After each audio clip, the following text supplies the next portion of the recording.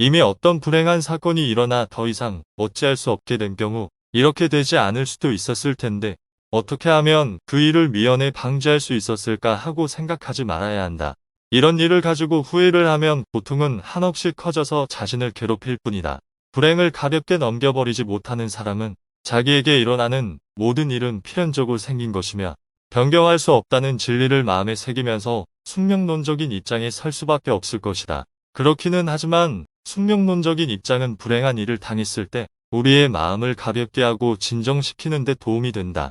그러나 대다수의 불행한 사건에 있어서는 적어도 부분적으로나마 우리 자신이 태만했거나 아니면 앞뒤 생각 없이 행동한 데에 원인이 있다. 따라서 고통스럽겠지만 어떻게 하면 이 불행을 예방할 수 있었는지 거듭 생각해 보는 것이 우리가 장래에 더 현명해지기 위한 자기 반성이 된다. 또한 우리가 명백히 저지른 실수에 대해서는 자신을 변명하고 미화하거나 또는 대단한 일은 아니라고 생각해서는 안 된다.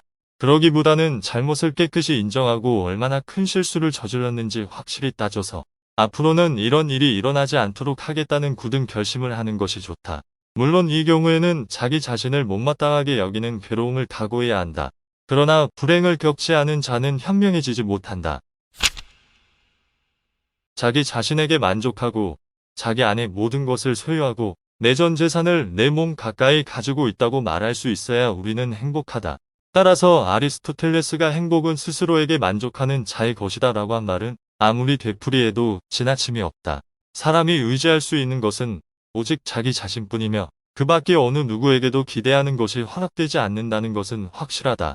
다른 사람과 교제함으로써 생기는 손실, 위험, 불쾌함은 헤아릴 수 없이 많으며 또한 이것을 피할 수도 없기 때문이다. 상류사회에 속해서 흥청망청 지낸다면 행복으로부터 확실하게 멀어질 수 있다. 상류사회의 생활은 서로 거짓을 주고받는 것이기에 환멸이 생기지 않을 수 없다. 흥청망청 지내며 우리의 불쌍한 존재를 기쁨이나 향락, 그리고 만족의 움직임 속에 던져 넣어봤자 환멸감을 없앨 수는 없다. 모든 사교에는 서로 간의 타협과 조절을 요구한다. 따라서 사교의 범위가 넓을수록 몸이 건조하게 된다. 누구든 혼자 있을 때에만 온전히 자기 자신일 수 있다. 우리는 혼자 있을 때에만 자유로우며 고독을 사랑하지 않는 사람은 자유도 사랑하지 않는다. 강요는 모든 사교에서 떼어낼 수 없는 것이며 여러 가지 희생을 요구한다. 이것은 개성이 강할수록 더욱 참기 어렵다. 고독 속에서 불행한 인간은 자신의 불행을, 위대한 정신의 소유자는 모든 위대성을 누구나 자기 자신에 대해 통감하기 때문이다. 어떤 건물을 세우려고 일을 하는 일꾼들이 전체 계획을 알지 못하는 것처럼 우리는 하루하루 생활하면서 삶 전체나 본연의 자세에 대해서는 아무것도 생각하지 않는다. 인생이 격조 높고 의미가 깊다고 생각하며 계획대로 사는 개성적 존재일수록 행동을 할 때 삶의 계획을 한눈에 바라볼 필요가 있다. 물론 이때 선행되어야 할 것은 너 자신을 알라는 교훈을 사소한 것에서부터 적용하는 것이다.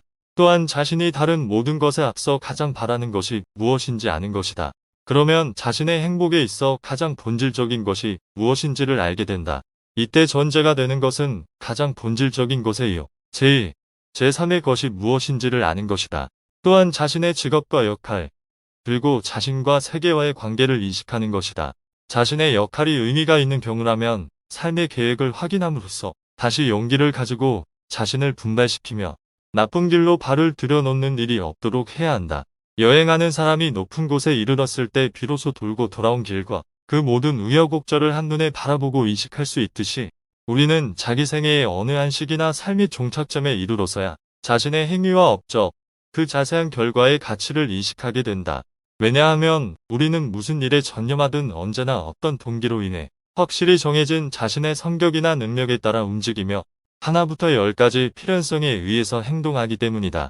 다시 말해 우리는 모든 순간에 올바르고 정당하다고 생각하는 일을 행할 따름이다. 그렇게 하여 무슨 일을 이룩했을 때 전체의 연관성을 돌이켜보면서 상황이 이렇게 무엇에 의해 일어났는가를 판단할 수 있게 된다. 이처럼 우리가 위대한 행위를 하거나 불멸의 작품을 창조하고 있는 동안에는 그것들을 의식하지 못한 채 단지 그때그때 목적에 부합되고 그 시점에서는 정말로 옳은 것이라고 우리는 생각할 뿐이다. 그러나 모든 것이 연결되어 있다는 전제 아래에서 그것도 나중에야 비로소 우리의 성격과 능력이 고스란히 드러나게 된다. 또한 각각의 경우를 바라볼 때 우리는 마치 영감에 들린 것처럼 참 갈래 길에서 이것이라고 생각하는 유일하고도 옳은 길을 걸어간 것이다. 이것은 또 반대의 의미에서 나쁜 것, 실패한 곳에도 통용된다. 현재의 중요성이 바로 인식되는 일은 아주 드물며 이런 것들은 훨씬 뒤에 가서야 비로소 인식된다. 우리는 자기의 인생을 넓은 토대 위에 세우려고 한다. 그러나 이 방법은 주의하는 것이 좋다. 넓은 토대 위에 세우면 그 때문에 행복은 무너지기 쉬우며 오히려 훨씬 많은 재난과 화를 불러들이게 된다. 건물은 넓은 토대 위에 세워져야 안전하지만 인간의 행복은 건물과 반대다. 자신이 가진 수단과 균형이라는 면에서 자기의 요구를 되도록 낮추는 것이 커다란 불행은 모면하는 가장 확실한 방법이다. 일반적으로 인생의 계획을 세우고 만반의 준비를 하는 사람들을 볼 수 있는데 이것은 어리석은 일 중에 하나이다. 이런 계획과 준비는 한평생을 염두에 둔 것이지만 그러한 일생을 보내는 사람은 극히 드물다. 운 좋게 장수하더라도 커다란 계획에 비해 인생은 너무나 짧다. 이런 계획들을 다 실천에 옮기려면 생각했던 것보다 훨씬 많은 시간이 걸린다. 그리고 계획이란 것이 다른 사람들에게서 찾아볼 수 있는 것처럼 실패와 장애에 거듭 부딪혀야 하기 때문에 목표를 달성하는 경우는 극히 드물다. 설사 모든 일이 계획대로 달성하더라도 그 성과를 유지하고 누리기 위해서는 그 능력이 변함없이 유지되어야 한다는 것을 계산에 넣어서 충분히 고려해야 한다. 이러한 이유로 오랜 시간을 들여 수고하고 수많은 위험을 극복하여 얻은 부를 더 이상 즐기지 못하고 결국 남을 위해 일한 꼴이 되고 만다. 또 오랫동안 바쁘게 뛰어다니며 얻은 지위를 훌륭하게 유지할 만한 정력이 없어지는 경우도 가끔 있다. 모든 일의 성취는 우리 생각보다 더디게 이루어지게 마련이다. 또는 반대로 우리가 일을 더디게 완성하는 경우도 있다. 호라티우스도 이러한 사실을 염두에 두고 말했다. 어찌 먼 앞날까지 미리 내다보고 계획을 세우고 피곤하게 노력할 필요가 있겠는가? 오래 걸리는 성취에 견디지 못할 텐데. 생활의 목표를 고통에서 벗어나는 것으로 맞추는 사람은 현명하다. 가난이나 질병 등 그 밖의 모든 공경을 멀리하는 방향으로 생활 계획을 세워 밀고 나가면 목표는 현실적인 것이 되어 어느 정도는 목표를 달성할 수 있다. 또한 목표가 적극적 행복의 추구에 방해를 받는 일이 적으면 적을수록 성취하는 바가 크다. 괴테는 이렇게 말했다. 재난을 피하려고 하는 사람은 평소에 자기가 무엇을 원하는지 알고 있다. 반면에 자기가 가지고 있는 것보다 더 좋은 것을 원하는 사람은 눈뜬 장님이다. 이 말은 프랑스의 아름다운 격언 더 좋은 것은 착한 것의 적이다라는 말을 상기시킨다. 이런 점을 감안해 보면 우리는 향락, 소유, 지위, 명예 등에 대한 요구는 적당한 선에서 내려놓는 것이 바람직하다. 행복과 부귀영화, 특히 향락을 위해 고군분투하다 보면 아주 불행한 상태를 초래하기 때문이다. 그러나 많은 것을 요구하지 않는 태도는 현명하다.